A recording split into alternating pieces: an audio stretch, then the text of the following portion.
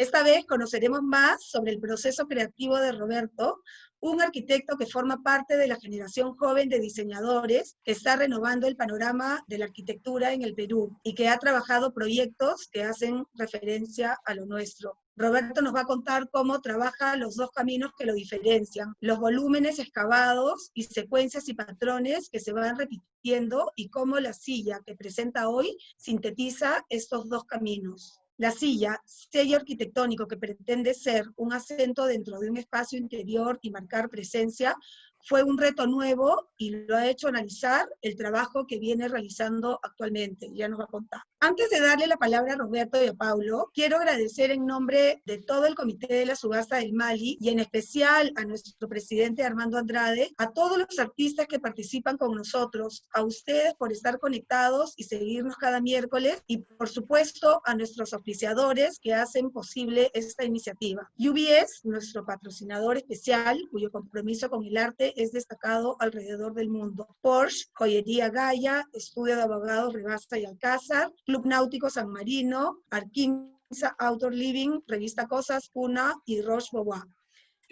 Nada, yo quería empezar preguntándole a Roberto una cosa muy general sobre el tema de cómo ve de alguna manera el rol de la arquitectura o el rol del arquitecto hoy en día en el Perú, sobre los espacios de trabajo, de compromiso, de presencia finalmente de la arquitectura y del arquitecto, ¿no? Creo que los intereses en el tipo de arquitectura que hago y en los trabajos que he venido realizando y lo que los quiero mostrar hoy día muestra o es una manera para tocar el tema del rol del arquitecto en los diferentes ámbitos en los que podemos aportar. Uno de estos roles, el más importante, quizás está como el diseñador y planificador de la ciudad, el diseñador, planificador del espacio público, del edificio público, y en ese sentido la importancia de su aporte en la cultura del país. Este terreno que no está tan difundido responde a una realidad que no es la ideal para poder tener una calidad en nuestra ciudad y en nuestros edificios. Es vital de importancia que este rol del arquitecto lo entendamos todos y no solo los arquitectos, ¿no? Para de esta manera poder recuperar mecanismos, políticas que existieron algunas décadas atrás, en el cual el Estado elegía los mejores diseños para construir sus edificios, ¿no? Y para que toda la ciudadanía los pueda aprovechar.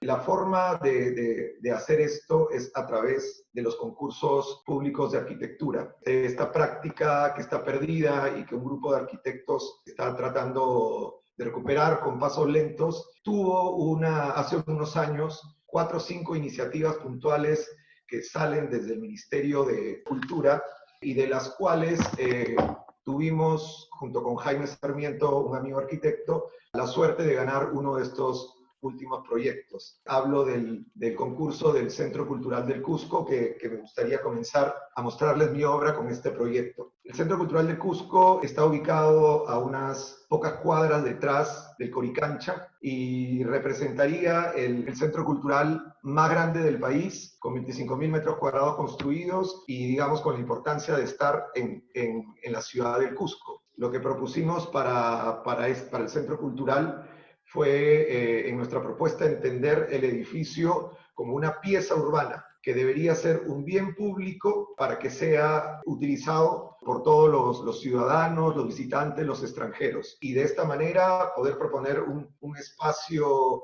muy flexible en el cual puedan darse todas esas actividades, esta interacción cultural.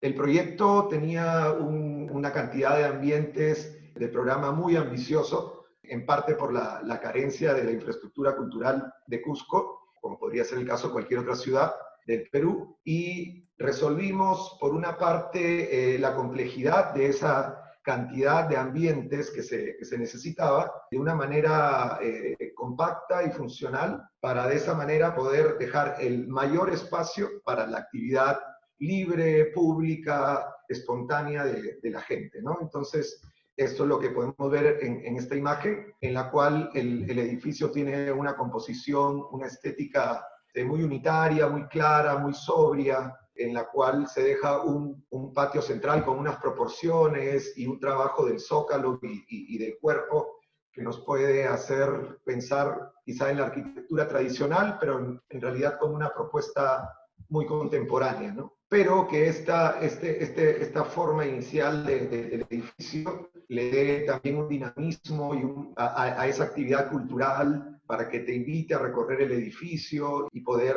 aprovecharlo al máximo. Esta imagen me gusta mucho y resume tantas conversaciones que tuvimos con Jaime Sarmiento de cómo el edificio debería de tener esta profundidad que te relacione con la calle para invitar a la gente a entrar, y una vez dentro que te enseñe esta plaza central y de la misma manera que te muestre ya los recorridos y los diferentes niveles verticales para que la gente lo quiera transitar, lo quiera recorrer.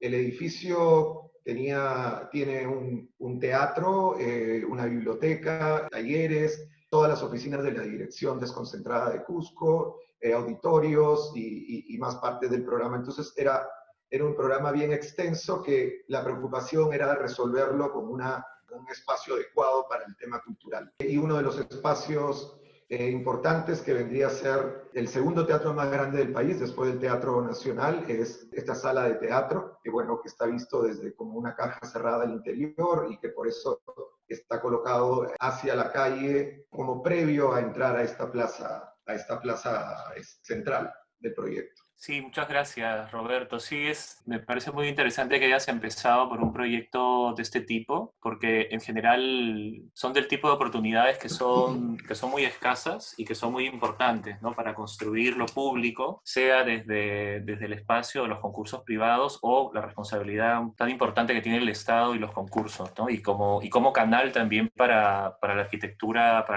pública, ¿no? Quería aprovechar esta pausa como para también preguntar ya de manera más específica sobre cómo funciona, digamos, tu proceso creativo, en todo caso, la manera en que generas las ideas y si de alguna forma tú identificas algunos temas, algunas problemáticas o algunas formas de operar sobre tus proyectos, cosas que atraviesan, digamos, más de un proyecto, más de la circunstancia de cada proyecto. Creo que la forma de abordar un tema de diseño, como ya lo entendemos en este tiempo que vengo desarrollando mi actividad como arquitecto, tiene que ver con concentrarnos en resolver los problemas afrontando el tema del proyecto, ¿no? Creo que hay mucho potencial de resolver el problema específico del edificio o de la vivienda o de un proyecto de diseño como una silla, enfocándonos en el caso de la arquitectura en lo que es netamente arquitectónico, ¿no? El espacio, el recorrido, la relación entre ambientes y también la composición, ¿no? Y esos aspectos que son básicos y esenciales de la arquitectura sean suficientes para que el resultado sea un aporte, ¿no? O una mejora en el trabajo que hacemos en oficina. En ese sentido, lo que he podido identificar a este momento es dos caminos o dos búsquedas que se han venido repitiendo y que es más o menos lo que les quiero mostrar ahora, ¿no? En una es un tipo de proyecto que viene a ser el objeto arquitectónico como una masa, como un volumen, como algo unitario muy, muy contundente, muy claro, como podríamos ver en esta imagen, y que concentra esa calidad espacial o calidad de resolver el tema que tenga el cliente que va a usar esta casa, en este caso, en este punto, ¿no? Que es una gran perforación que atraviesa toda la casa, tanto en lo horizontal como en lo vertical.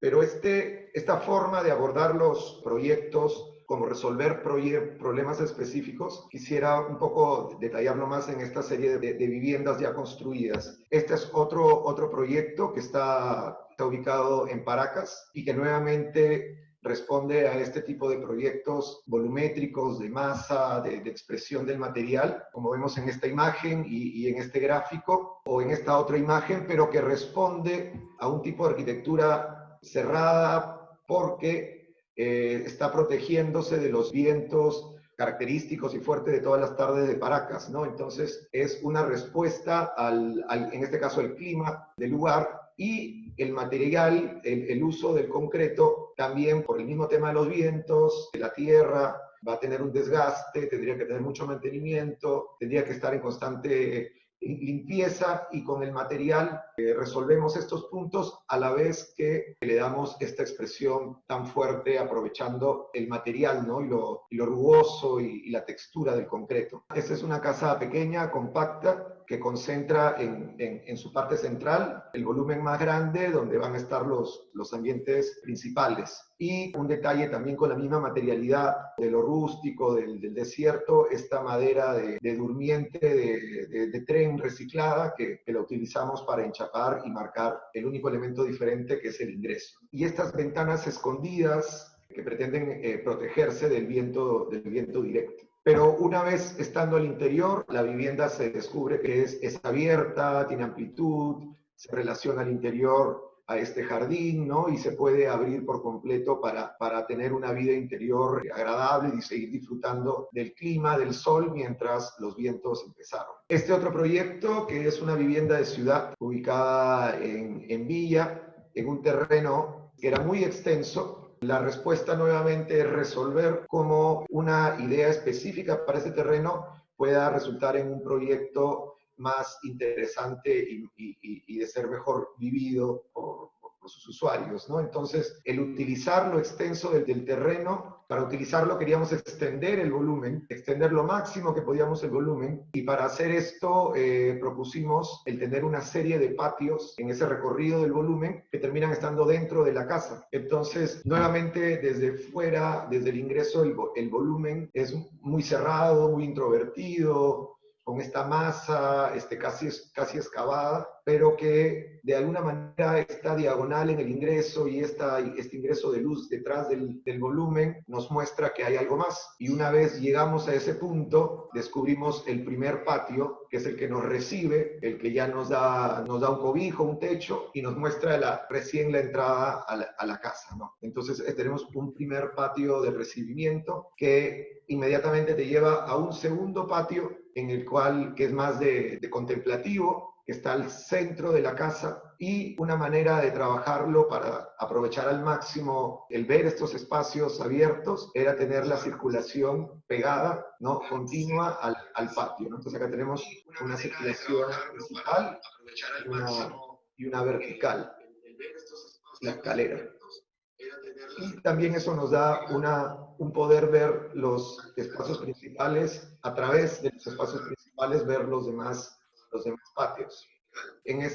Aquí estamos en el último patio, en el tercero, que es una extensión del volumen que te acompaña a la piscina y te lleva a una terraza, pero lo que me interesaba en este proyecto es que era ver esa profundidad de un ambiente a otro ambiente, y con eso entender lo largo que era la casa, no olvidarte de esas dimensiones, de esa característica específica de este proyecto. Sí quería detener un poquito ahí porque sí me parece interesante eso que habías comentado sobre esas ideas de atacar y cómo en esos tres proyectos que nos has mostrado hay esta especie de presencia muy fuerte de lo que llamas un objeto arquitectónico y una especie de consistencia casi de cosa delante tuyo, ¿no? Que en la casa de Chorrillos, esta última, me parece que es interesante también cómo rescata, ya no es tanto la casa misma, sino el vacío, esos patios que contiene, ¿no? Que le da como ese lugar, esa cosa más detenida, ¿no? Era una interrupción, pero sigue, por favor, Roberto. Pasamos a ver otro proyecto. Esta es una casa en primera fila directo a la bahía de Paracas. Nuevamente estamos en Paracas y teníamos la característica particular, bueno, del lugar obviamente, y de tener un terreno mucho más largo que el que hablábamos anterior en Chorrillos. Tenemos 100 metros de fondo para un frente de 15 metros. Y la característica particular de este proyecto es que por estar ya en la bahía en primera fila, recibe muy fuertemente los vientos de la tarde por el frente lateral. Entonces, para responder a eso, el volumen de la casa se extiende y termina siendo una barrera contra el viento, una barrera larga que va resolviendo la pendiente leve del terreno, pero que no se detiene en eso, sino trata de abrazar, con esto que sobresale, abrazar un espacio que va a ser el espacio abierto donde se va a dar la mayor actividad del día a día de la casa y la actividad bajo el sol sobre todo. Entonces ya estoy protegido del viento y estoy ahora en el interior de este espacio abierto, abrazado, protegido, donde va a estar la piscina, el jardín, la terraza, pero estos pequeños brazos que se extienden son también atravesables para poder tener una vista al mar, a la bahía. Ya que vamos a tener un volumen tan grande, la preocupación específica del lugar es poder trabajar la escala y darle un zócalo que sea de las mismas tonalidades que el piso, que la tierra, para que el edificio no termine siendo una muralla literal y agresiva contra la bahía, sino algo que se comience a relacionar y a perder. Y a su vez, aquí comenzamos a trabajar y después trabajamos de una manera más consciente la repetición de ciertos elementos, como estos planos que terminan siendo unas aperturas como agallas que te introducen la luz al centro de la vivienda, pero que a la vez están contra la dirección del viento. Entonces, una forma de darle la luz adecuada al interior del centro de la vivienda, pero manteniendo esta relación con esto que viene a ser ese espacio protegido, ese espacio exterior, pero protegido por el volumen de la casa. Entonces, esto es esta T que se extiende y del volumen, pero que, como les decía, puedo atravesarla, ¿no? Y puedo ver incluso hasta la bahía.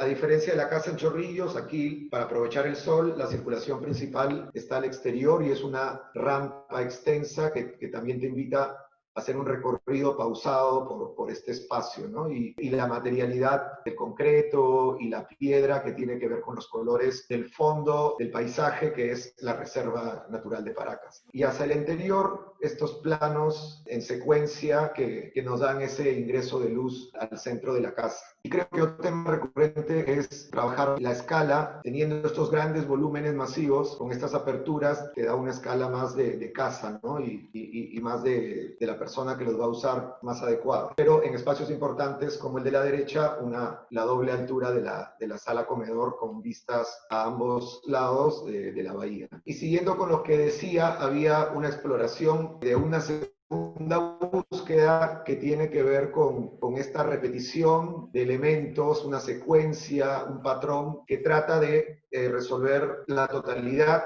de un proyecto. En este caso es una casa en Los Cóndores y con un sistema de vigas que se repiten y de vigas sobre vigas y que se convierten en planos, resolver todo el proyecto y adecuar la necesidad del ambiente que se esté trabajando. Si bien la casa parece muy grande, es también por cómo trabajamos los elementos, como esta gran viga que llega hasta el extremo del muro con el vecino y utiliza el muro perimétrico que normalmente queda como algo suelto, lo utiliza como parte de la composición de la casa, ¿no? Entonces, de esa manera, la casa se apropia de los retiros de los costados y parece mucho más extensa de lo que vendría a ser. Y en este caso, por ser una casa de campo, de invierno, hay un trabajo con la viguetería de poder permitir un ingreso de luz, que te caiga un poco de sol de la tarde, que te dé calor y que el espacio de la terraza entonces tenga la mayor importancia del proyecto. Y ese mismo trabajo de los elementos, de las vigas que se sobreponen, que sea la forma de, por ejemplo, darle mayor altura a los espacios importantes. En este caso, la sala comedor, que tiene una altura de 3,5 metros y que utiliza las vigas sobrepuestas para esa altura y también para darle estos ingresos controlados de luz. Y como detalle particular, el uso de estas bóvedas de ladrillo, que también nos dan una imagen, un recuerdo de lo campestre, de lo rústico, siendo nuevamente una propuesta totalmente contemporánea. Desde diferentes puntos aprovechamos la separación de las viguetas para poder introducir la luz y siempre trabajar este detalle como elemento de composición muy básicos, pero que sea la forma de manejar el control de la luz al interior de la casa. Y otro proyecto mucho más extenso, con un programa más complejo, también de una vivienda, en el cual hay una respuesta, si bien la forma inicial parece como un trabajo más de composición, las formas responden al problema específico que venía por un lado de lo que nos pedía el cliente y por otro lado de trabajar. Era un terreno grande, en realidad eran 2 terrenos en Asia del Golf, la casa tenía 2 partes y cómo trabajarlo esto como una unidad y no como muchos elementos sueltos. Entonces la casa responde a cómo nos ubicamos en el terreno, a las diferentes partes del proyecto, siendo estos techos inclinados, los ambientes principales de la casa y un zócalo más bajo en la parte posterior, que son los ambientes secundarios o que sirven a los principales. Y como tema específico que nos pidió el cliente y que son los temas que debemos resolver para que sea un proyecto pensado en el cliente, es por ejemplo, en este proyecto nos pidieron un techo jardín verde por una preocupación del cliente de un tema ecológico, pero en realidad conversando con él le decíamos, ese techo no lo vas a ver tú nunca, ¿no? Servirá para que alguien muy lejos, tu vecino en el cerro lo pueda ver, pero tú no lo vas a ver. Entonces la propuesta fue darle lo que él quería, el techo verde, pero al trabajar los techos inclinados, bajábamos ese techo verde a un nivel en el que siempre se pudieran ver. Entonces desde este punto, el techo al nivel del suelo baja y lo puedes apreciar desde que entras a la casa. Y cuando voy al otro extremo, veo el otro techo. Entonces desde cualquier punto de la casa, estás permanentemente disfrutando ese esfuerzo que hiciste en poner jardín en el techo.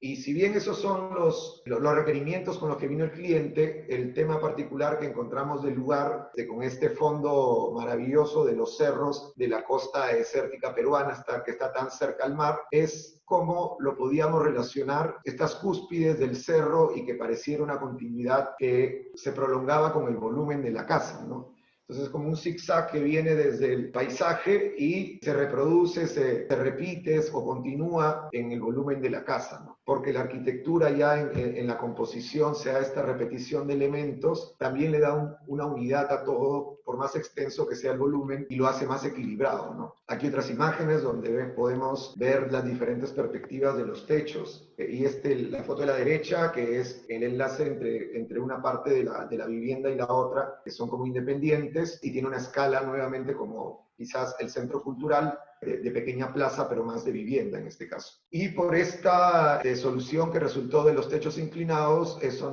nos obligaba a ordenarnos, dándole las cúspides más altas a los espacios principales, y donde los techos iban bajando, se lo dábamos a los dormitorios y así íbamos pasando por jerarquía a los demás ambientes. Muchas gracias, Roberto. Realmente es interesante ver la diferencia entre esos 2 grupos de proyectos. Como decías, habían estas 2 ideas base de la figura como muy única, muy autónoma, y luego una cosa que hablabas de la repetición. Y yo agregaría que en este segundo grupo de proyectos hay como una noción de que los proyectos son como un sistema de piezas, que muchas veces esa pieza se repite, pero creo que también en los proyectos también, sobre todo diría en el último y algo en lo de Paracas, hay algo que no sé si se va a convertir en una siguiente constante, que es esta forma de articularse con lo que está más allá, ¿no? Con forma de articularse con el territorio, con el paisaje, con al menos en esta idea de los techos inclinados que de alguna forma dan continuidad a las líneas del horizonte de los cerros, ¿no? Y creo que eso es una cosa,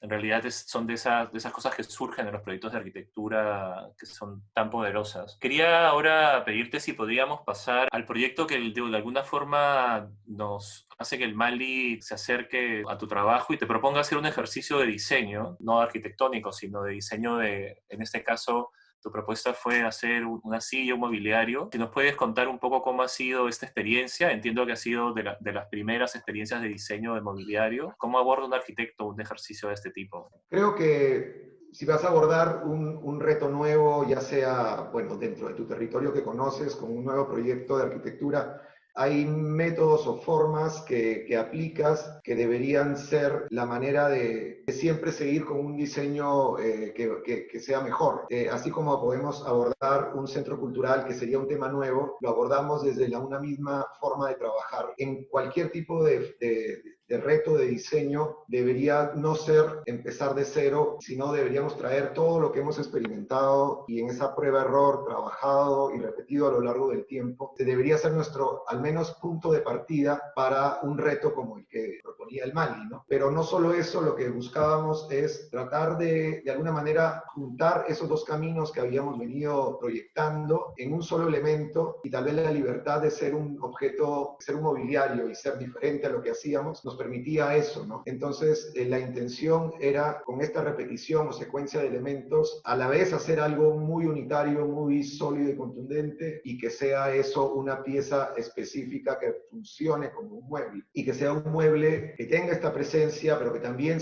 funcione y que sea cómodo, que sea adecuado, y comenzamos a trabajar en base a lo que ya habíamos estado experimentando, y vimos cómo esta secuencia de planos que vendrían ahora a ser listones a la escala del tablón de madera que nos recomendó el carpintero, poder con eso, con esta repetición, comenzar a hacer un volumen que con las diagonales inclinaciones nos dieran una adecuada silla, mobiliario que sea cómodo. Hubo un trabajo de investigar y analizar cómo debería ser una silla cómoda, no una silla de sala, no una silla de descanso, una silla de espacio que acompaña a un estar, a una sala. Y comenzamos a ver cómo se ensamblaban estas tablas como vigas, pero también como un sistema de cómo se anclan, se encajan estas maderas, y con mucho dibujo y con mucho trabajo en el taller, ver cómo construíamos este volumen que resultaba en un objeto muy fuerte, un objeto de mobiliario, pero también como un objeto que va a destacar dentro de un ambiente al interior de una casa, ¿no? Es una silla que pretende no perderse en un ambiente como un elemento más que encaja dentro de una línea de diseño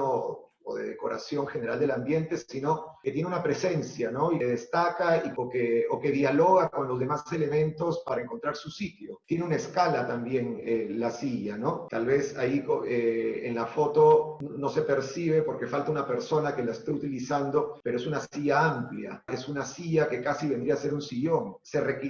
Podría repetirse esa sucesión de planos, de listones, y aumentarla y llevarla a 2 cuerpos o llevarla a 3 cuerpos, ¿no? Entonces es como un sistema, como mencionabas antes, que puede convertirse en otra pieza, ¿no? Y este juego geométrico de cómo una pieza, la pieza de apoyo posterior con la pieza frontal, se apoyan en la arista, ¿no? Y le da también ese juego de sombras y de repetición, pero que a medida que la recorres, que le das la vuelta, descubres diferentes formas de ensamblarse, ¿no? Los diferentes frentes te dan una perspectiva diferente también del objeto, ¿no? Tal vez más masiva por la parte posterior. La intención fue de escaparnos del tema arquitectónico, que era la intención consciente. Cuando ya la silla estaba construida y la comenzamos a ver de diferentes ángulos, descubrimos esta situación que podría ser un espacio arquitectónico, también como un juego de control del ingreso de la luz. Sí, yo creo que eso es bastante fuerte en la imagen de la silla, y como un poco en una primera experiencia de diseño de mobiliario está muy claro que son como los instrumentos del arquitecto que aparecen para resolver un problema, como tú mencionas, un problema nuevo. Pero sí, en todo caso yo tengo la deformación de ser también arquitecto, y sí es cierto que a la hora que uno dibuja, está entrenado para dibujar edificios, entender el ritmo, espacios, profundidades, y es algo que la silla tiene, ¿no? Tiene algo como de objeto pequeño, de edificio pequeño en el que te puedes sentar, y finalmente de silla con una presencia, como tú mencionas, muy fuerte, ¿no? Paulito, Sí. hay un montón bueno, los dos chicos, gracias, Roberto también, hay un montón de preguntas. Quiero saber si vas a continuar haciendo diseño de muebles después de esta experiencia que has vivido con el Mali. Yo creo que abre un camino de una exploración de diseño que sí quiero seguirla. Como idea muy inicial era como esta repetición, aumentarla, ya te daba otro tipo de mueble, pero también poder este elemento transformarlo en una mesa o en algún otro objeto de mobiliario. Y esto como una primera línea de mobiliario que nos gustaría desarrollar, siendo esta la que está en el Mali, la primera y hasta ahora única pieza de mobiliario que hemos construido, ¿no? Y por supuesto después ver la posibilidad de hacer otras líneas de ideas que surgen de haber desarrollado esta primera. Me preguntan también qué tan importante es para el arquitecto, o sea, para ti, involucrar a los elementos de la naturaleza alrededor del espacio. Creo que, como decía Paulo, hay situaciones en las cuales te encuentras con este paisaje de fondo, ya sean los cerros o en la bahía que tiene la reserva de fondo. Identificar estas situaciones maravillosas que existen para explotarlas, ¿no? Para relacionarte a eso y poder proponer algo que enriquezca el proyecto que salga de ahí. Pero también cuando no sucede ese entorno ideal, también poder otorgarle al proyecto, como en la casa en Villa, un patio, lo que puedas recorrerlo, que puedas constantemente verlo y que te invite a salir y a usarlo. Entonces, el paisaje como elemento enriquecedor para que te surjan ideas o también como recrearlo como posibilidad cuando no exista y en realidad quieras ver al interior de un proyecto. Entonces, siempre es una posibilidad que explotar. Quiero acabar diciéndoles que, aunque lo presencial en las relaciones es irreemplazable, debemos ir ajustándonos a la dinámica del mundo. La situación del COVID-19 cambió la forma de relacionarnos. Cuanto más grande la separación física, más conectados debemos estar. Espero que ustedes y sus familias estén muy bien. Muchas gracias a todos por haber estado con nosotros.